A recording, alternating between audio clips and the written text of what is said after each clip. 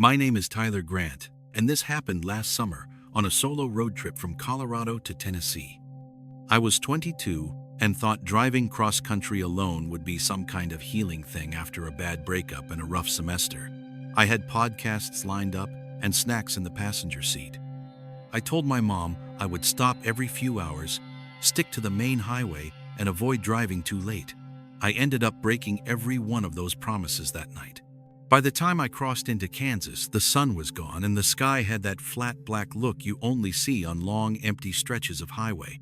The road was almost deserted. Every few minutes, a semi would roar past, but most of the time, it was just my headlights and that soft hiss of tires on pavement. I had been driving for almost 12 hours when I finally decided I needed gas and caffeine. My tank was down to a quarter and my eyes were starting to burn. I saw a sign for a gas station and diner at the next exit and took it. The exit ramp curved down into darkness and then opened onto a narrow two-lane road with a line of trees on both sides. The station sat alone at the end of the road. One building with 3 pumps, a little diner attached, and a tall flickering sign advertising coffee all night. Only one other vehicle was there, a white pickup parked on the far side of the lot with its lights off. The cab was dark. I could not tell if anyone was inside. I pulled up to a pump and started filling the tank. The wind was stronger down there, whipping wrappers and dry leaves across the concrete. The station windows were dark even though the open sign was lit. Inside, I could see shelves and a counter, but no worker. The diner part was even darker. Booths, a long counter, empty. I walked up to the glass door and tried it. It opened with a chime that sounded too loud in the empty room. The air inside smelled like burnt coffee and cleaning supplies. Nobody behind the counter. No sound except the hum of the refrigerators. I called out. No answer. I waited a minute. Then a voice came from somewhere behind the shelves. Yeah, just a second. A man stepped out from a doorway near the restrooms. Middle-aged, heavy, hair thinning, name tag that just said Rick. He moved slow like he had just woken up. He gave me a long look, then asked if I needed anything besides gas. I said just coffee. While he poured the coffee, I glanced out through the glass wall. The white pickup had moved. It was now parked at the pump across from my car. I had not heard it start. The windows were still dark. I asked Rick how late they stayed open. He shrugged and said, all night if someone was out back. I asked if anyone else was working.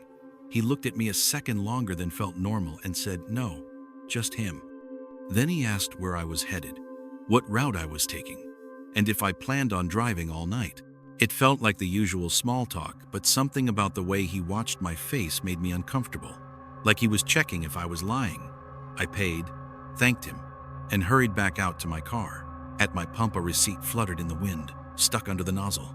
It was not mine. Whoever had used that pump last had paid in cash. The timestamp was 10 minutes earlier. The plate number printed at the bottom did not match my plate. I looked over at the white pickup. Its engine was idling now. As I pulled back onto the little 2-lane road, the pickup rolled out behind me. Same direction. No signal. No rush. Just steady. At the stop sign, I turned right to head back to the highway. So did he. I told myself it was a coincidence. A lonely road. One station. Of course we would be going the same way. Back on the interstate, I set the cruise control and tried to put on some music. In my rearview mirror, I watched the pickup merge onto the highway and settle into the lane behind me. Not close enough to be tailgating, but not far enough to be random either. 5 minutes passed, then 10. Every time I changed lanes to pass a slower car, he changed lanes. When I moved back over, he moved back over. No other cars hung with us that long. It was just my sedan and that white pickup carving through the dark. I decided to test it. At the next exit, I put my blinker on at the last second and veered off. The ramp curved down toward another small road with a cluster of closed buildings and a darkened fast food place. The pickup followed. A second later, same last-second turn. My hands were sweating now. I took a random left at the bottom of the ramp, then another right. The road narrowed and the streetlights disappeared completely. Trees leaned in on both sides. I had lost all sense of where I was. The pickup stayed behind me. Same distance, same steady pace. I spotted a small dirt pull-off and took it hard. I killed my lights and engine and coasted to a stop behind a clump of trees. My heart pounded so hard I could feel it in my throat.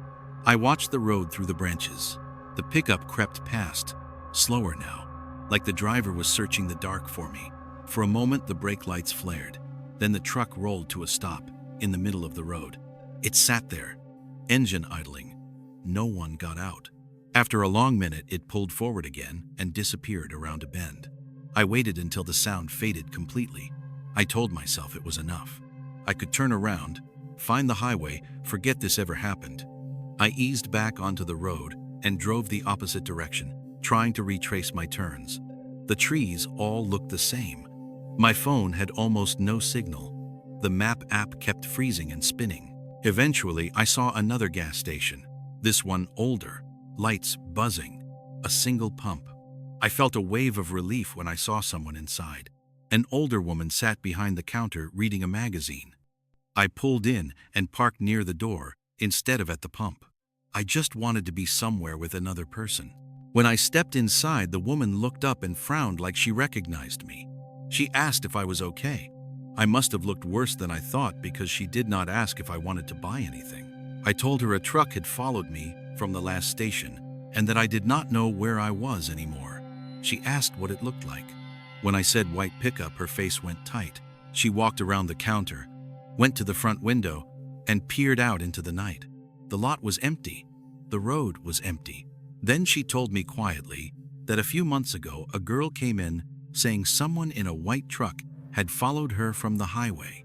That girl had refused to call anyone. She had just kept driving. No one saw her again. My scalp prickled. The woman locked the door behind us. She told me to call the state police from the landline because cell reception was bad out there. While I talked to the dispatcher, she stood by the window watching the road. The dispatcher stayed calm and asked for every detail. They asked if I could describe the driver. I realized I had never seen his face. Tint on the windows, the glare of headlights, the angle of the mirrors, all of it had kept me from seeing who was behind the wheel. It was like he had planned it. Troopers showed up 20 minutes later. They escorted me back to the main highway and followed me to the next larger town. I stayed in a motel there, door locked, chair wedged under the knob. The next morning, an officer met me in the lobby. They said they had driven the stretch near that first station and had seen a white pickup parked in the grass off an access road. By the time they turned around to check it, it was gone. Tracks in the dirt led back toward the interstate. Nothing came of it. No arrest, no plate, nothing that would hold up as a solid case. But every detail lined up with another report they had from earlier in the year. Same truck, same part of the state, same pattern. I finished the trip during the day, stopping only at crowded places, parking near families and trucks with company logos instead of unmarked vehicles. I still like to drive, but if a car stays in my rearview mirror for too many miles, my chest gets tight. Somewhere out there is a man in a white pickup who likes to follow people who are alone on empty roads late at night. He does not have to talk to you or touch your car to ruin every quiet drive you ever take again. All he has to do is stay behind you and wait to see what you do when you realize he is not going away.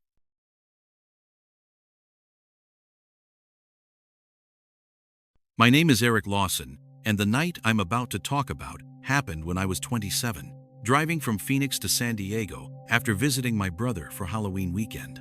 I left later than I planned. It was already past 9 when I hit the open desert highway, the kind of stretch where you can go miles without seeing another set of headlights. The road felt endless, straight asphalt, black sky, nothing but scrub brush and the occasional reflector post. I put on a playlist to keep myself awake, but after an hour the songs blended together and the silence between them felt too heavy. Somewhere past the state line I noticed something odd. A figure walking along the narrow strip of land dividing the two directions of the highway, just walking the median. He wore a dark jacket and jeans and kept his head down. At first I assumed he was a stranded driver heading toward a gas station, but what bothered me was his pace. He wasn't waving for help. He wasn't looking at the road. He was just walking like he belonged there. I passed him fast and watched him shrink in my mirror. The image jittered from the vibration of the road, but I could still see him. He didn't turn his head. He didn't react to the passing cars at all. A few minutes later, I saw another figure ahead. Same median, same slow walk, same clothes. For a moment, I thought I had somehow looped the road, even though I knew that was impossible. But when I passed this one, I noticed something different. His hands were empty. The first guy had been carrying something like a long shape wrapped in cloth. This one wasn't holding anything. I checked the shoulder for broken down cars. Nothing. No hazard lights, no tire marks. I kept driving, gripping the wheel tighter than needed. The night felt heavier now, like the air had thickened inside the car. 15 minutes later, I saw light ahead. Finally, another vehicle. A white sedan was pulled over on the right shoulder with its hazards blinking. I slowed down instinctively, scanning for someone waving me down. That was when I saw him again, not the sedan driver. The man from the median. He was standing behind the sedan, inches from the back bumper, facing the trunk. He stood so still it looked like he was part of the car. Same dark jacket, same jeans. No sign of the driver. The car door was closed. The desert around us was silent. As I passed, I noticed his head turn slightly, just enough to angle toward me. I couldn't see his face well, but the motion made something inside me freeze. I sped up without thinking. 10 minutes later, I saw another set of hazard lights on the shoulder. This time, it was an old station wagon. I slowed to look again, telling myself that if someone was in danger, I shouldn't ignore it. But when my headlights brushed across the shoulder, my stomach dropped. The man was there again, this time next to the driver's side door, leaned forward like he was looking into the car. The wagon's interior light was on. I didn't see anyone inside. I hit the gas. The speedometer climbed. My breath sounded too loud in the cabin. I kept checking my mirrors. Nothing behind me except the stretch of road. I tried switching to music, then to talk radio, anything to drown out the silence, but every noise just made me more aware of my heartbeat. The desert had gone dead. No cars, no trucks, no movement, except the lines on the pavement racing under my headlights. Then the radio cut out. Static replaced the voice mid-sentence. My phone lost signal at the same time. The screen went blank. A mile up the road, the static faded and I heard something else. Short bursts of sound, like someone breathing too close to a microphone. Slow, steady inhales under the static. I shut the radio off. The sound didn't stop. It kept coming from the speakers even with the radio turned off. I pulled over. I shouldn't have. I know that now. But my hands were shaking so bad I didn't trust myself to keep driving. I took a few breaths and stared ahead at the dark stretch of road. The breathing faded. The car went quiet. I flipped on my hazards. Orange flashes lit the scrub brush in the ditch and the metal glare of a road sign. I leaned forward, trying to see farther down the highway, hoping for any headlights. Something moved in my mirror. At first I thought it was my imagination. The orange hazard light flashed on the bushes behind me, off, then on again. The third time it flashed, I saw a shape step out from the darkness of the median. Slow, deliberate. He walked toward the back of my car. I didn't wait. I slammed the car into gear and floored it. Gravel pinged against the underside of the car as I shot forward. The mirror bounced from the sudden acceleration, but I saw enough. He didn't run. He didn't wave. He just turned to face me as I drove away. I drove at nearly 90 until I saw the glow of a truck stop 10 miles later. The parking lot was full of semi-trucks, pickup trucks, and families getting snacks. Real people. Normal people. Inside the store, I tried to steady myself. I told one of the workers what I had seen. He frowned and said something about transients or desert wanderers. But when I mentioned the part about the man appearing at multiple points on the highway, he went quiet. He told me something strange. There had been reports for years of a man walking the median near that stretch. He always appeared at night, always walked the same pace. Drivers claimed he showed up again miles later. The highway patrol checked, but they never found footprints or bodies or anyone matching the description. But there were two details, he said, that made my stomach twist. Every time someone reported seeing him, they also reported empty cars on the shoulder, hazards flashing, and every one of those cars was eventually found abandoned with the keys still inside. No drivers, I stayed at that truck stop until sunrise before finishing my drive. Nothing followed me in daylight. No median walkers. No empty cars. I have driven that same stretch only once since then, and only in the middle of the afternoon. I kept my eyes away from the median the whole time, because what I remember most clearly is not his clothes or his pace. It's the moment his head turned toward my car by that white sedan, like he had been waiting for me specifically, and like he was willing to keep walking all night until he reached me.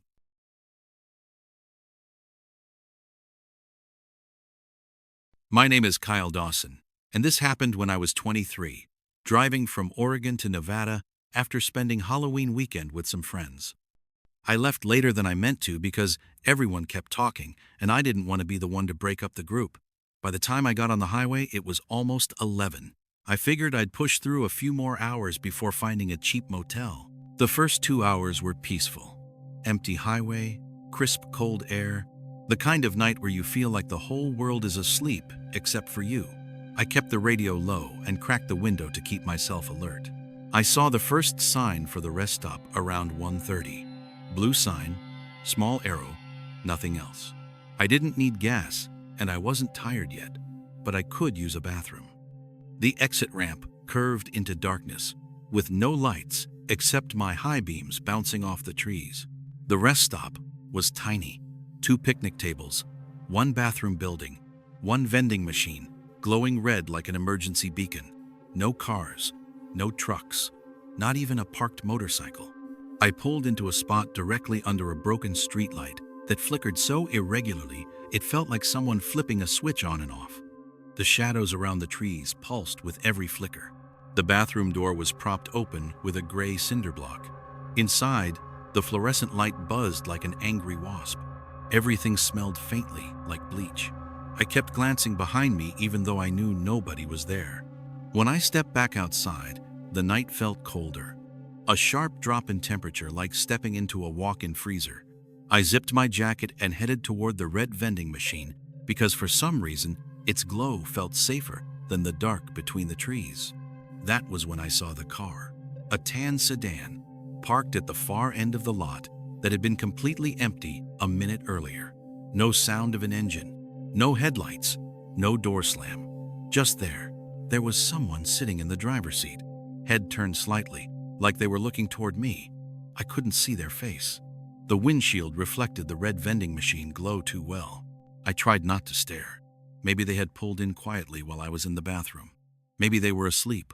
Maybe I was being dramatic. I bought a bottle of water even though I didn't want one. The machine hummed louder than it should have, rattling like something was shifting around inside it. When the bottle dropped, the noise echoed across the empty lot. I looked back at the sedan. The driver's door was open. The interior light was off. Nobody sitting inside now. I didn't even hear footsteps. My skin crawled. Every hair on my arms rose. I took a slow step backward, scanning the trees, the lot, the shadows. The broken streetlight flickered again. In one brief flash, I saw a shape standing behind the picnic tables. When the light flickered off, the shape vanished. I told myself I needed to leave, right now. I started toward my car. Halfway there, I noticed something on my windshield, a folded piece of paper tucked under the wiper.